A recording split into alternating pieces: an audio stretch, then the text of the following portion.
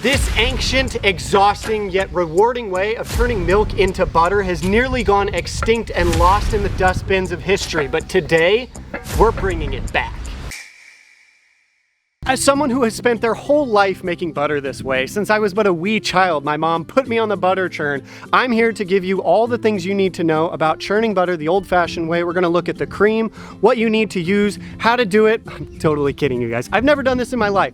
I have churned butter using a KitchenAid, but never once have I used a stone like this. So we're gonna see how long it takes, but I am gonna give you some tips first. Let's get started. First up, let's talk about the cream. Now, cream comes from milk. Raw milk will actually separate out, and on the top will be cream. That cream is full of butter fat. You want at least 36% butter fat. When you get like 2% milk, that's 2% fat. So the best way to get this cream is if you have raw milk, let it separate itself out. That's why cow's milk works really well, because it separates really easily. But if you don't have access to raw milk, you can just buy it. I got this from Hy-Vee. This came from a grass-fed farm in Iowa. What you want is this organic, or not organic, doesn't have to be organic. You want whipping cream. Heavy whipping cream is better than light whipping cream. Half and half isn't gonna work. It's not enough fat. Even light whipping cream is only like 30 to 35%. You really want heavy whipping cream, 36% to be the minimum. So once you have your cream done, yes? Use that milk from that alpaca. You know, I've never actually made alpaca butter, and quite frankly, I'm not even sure if you can, but you can make butter from other animals besides cows. In fact, you can use it from sheep, makes really good butter. You can use it from goats, makes really good butter. Water buffaloes, you can even make it out of camel's milk, although it's a little hard to do, but you cannot make it out of horse's milk, not enough fat. If you can get non-homogenized and non-pasteurized, that's even better. And before I'm gonna go ahead and pour this into my churn, you want this to be room temperature, because colder cream is gonna take a lot longer to separate itself out, but you don't want it too hot. About 65 degrees is perfect. If it gets too hot, you're gonna end up with greasy butter. So let your cream get up to room temperature, or if you want cultured butter, there are natural enzymes in this that will actually ferment. So if you want cultured butter, it's got a bolder flavor, you're gonna get a little less yield. You'll leave this out for about 2 days and let it start fermenting just a little bit. I personally don't like that, so we just got this up to room temp and we're gonna put it in. But first, I wanna talk about this butter churn, because this is pretty cool. So this here is a Red Wing stoneware butter churn. You can tell it's a Red Wing. They've got the Red Wing logo on it. It comes from Red Wing, Minnesota. The blue icon right here means it was made between 1915 and 1930, so just about 100 years old. The 6 means how many gallons it is. So this is 6 gallons. I don't have that much cream. It cost me $40 just to get 4 quarts of heavy whipping cream. So a gallon of cream itself was 40 bucks. We're only gonna do a gallon.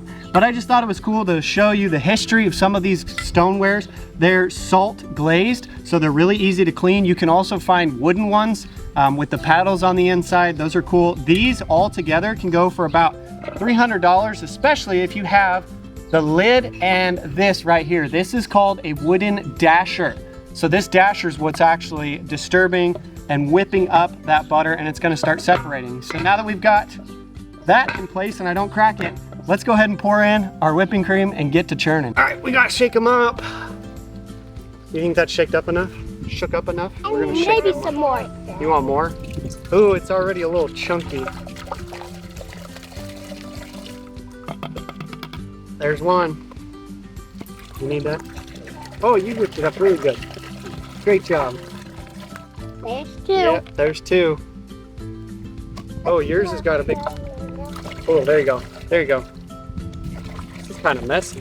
There's 3. And there's 4. Sweet. You guys ready to start churning? Yeah! Let's get to it. Since this is my first time doing it the old-fashioned way with a hand churn like this, I'm curious to see how long it takes. So we're gonna track our progress. And what we're gonna do while we churn this butter is we want it to go down pretty firmly, but not like forcefully. We don't want it splashing, and then come up gently, and we wanna go every 1 to 2 seconds. We want this going down. And then we'll twist kind of as we go. We don't have to twist on every single downward push, downward churn. I don't know what the technical term is for this. Thrust? It's probably thrust. We don't need to twist every thrust, but we're gonna twist every probably 15 seconds or so. and we'll check back in about 10 minutes, see where we're at. This churning process breaks down the fat globules in the cream, causing them to clump together and separate from the liquid. This clumping of fat, along with the trapped air bubbles, forms solid, spreadable substance we know as butter. The main thing you want to keep in mind is that this needs to be consistent. If you're taking a lot of breaks, it's going to allow that air, those air bubbles, to evaporate, and so you got to just keep it as consistent as you possibly can. Even if you're getting tired, they called this the churn workout, because even for those, you know, strapping young men and women back then, this is still a lot of work. You look tired. Are you tired? You're tired? It has been 12 minutes, 40 seconds. You can see actually it's starting to develop something. Are you getting tired? Not too tired because I'm switching hands. Yeah, in reality, you guys, I have done this for like maybe 2 minutes. The kids have done the majority of this, at least 10 minutes themselves. I'm not complaining about it. Oh yeah, now that you're on camera, you got to get in there, don't you? I'm not complaining about it at all. It's kind of nice. Hey, Polly. It's kind of nice, but in about 2 minutes here, what we're gonna do is we're gonna check to see if it's starting to turn into like whipped cream, is basically. Oh, you just checked it? Let's see what it is.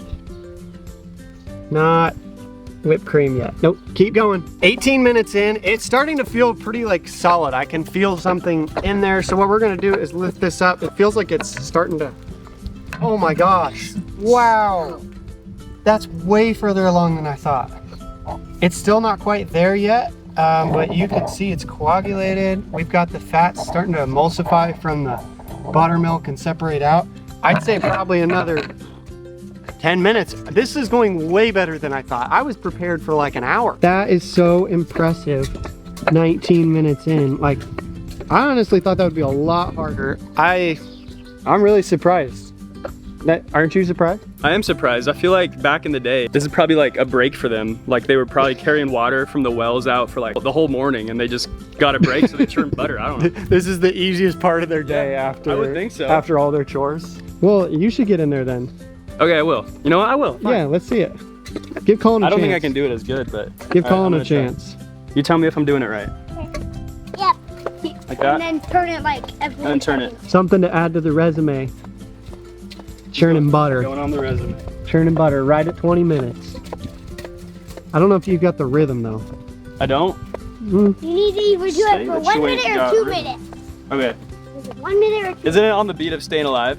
Oh, yes. Well, you can tell by the way I wear my no time to talk. Stand alive, stand alive. Staying alive, staying alive. Staying alive. Stand alive. Stand alive. This is so cool. It's so neat. It's so cool also, like, it's neat that we get to do this for fun. And like, I'm just reminded that this was something that they had to do, and now we get to do it just because we want to. I think it's kind of crazy. It's fun though, isn't it? Yeah, I get to do this. I don't want to. Exactly. Well, that doesn't make any sense. All right, 23 minutes in. I am feeling like we're gonna call it, but before we call it, I do want to I want to taste test it. It's still a little soft, like it's not. You're gonna taste it? Yeah, cause look at this. I mean, get a look in there. It's really starting to clump up. I don't know if I should go more. I just licked it. I'm gonna try it. More. Yeah, I'd say it needs to go more. This is in like the. It's not too thick. It's in like the light whipped stage, but I think we could separate it even a little bit more. 54 minutes, we are calling it. Not necessarily because I think it's, well, I think it is done for the most part, but you can see my dashers break.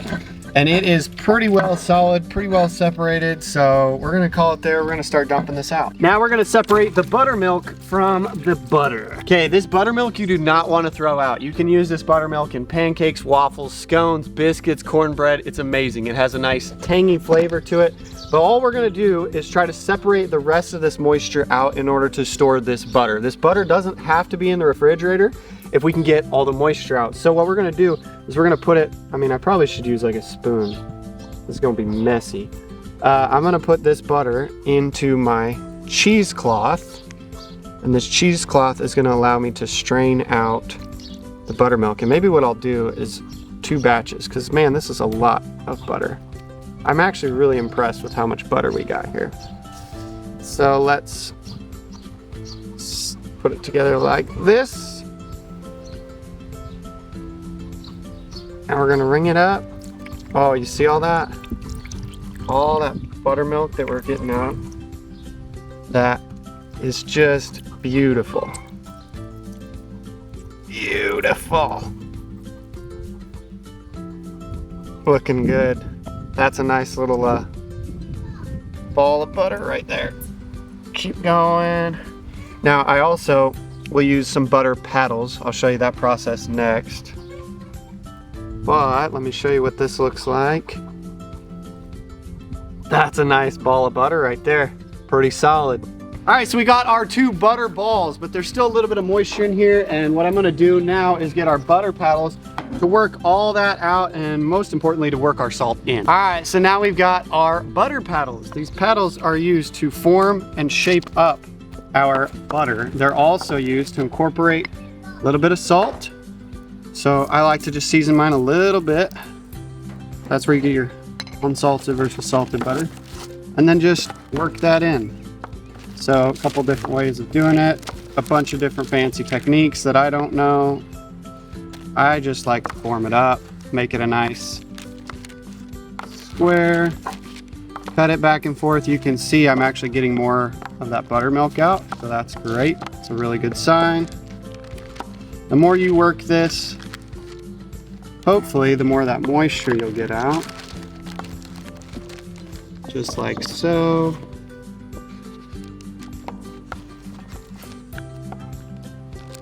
Work that paddle down, and you end up with a nice little chunk of butter. Okay, Colin's giving it a shot. There's mine. There's Colin's. I like mine better, really. You like yours better? Yeah, it's got more character. It does have more character, I will give you that. I've still got quite a bit of butter left to form, but we got 2 of these done in just over an hour and 5 minutes. That's it. I'm calling it. That's how long it takes to hand churn butter.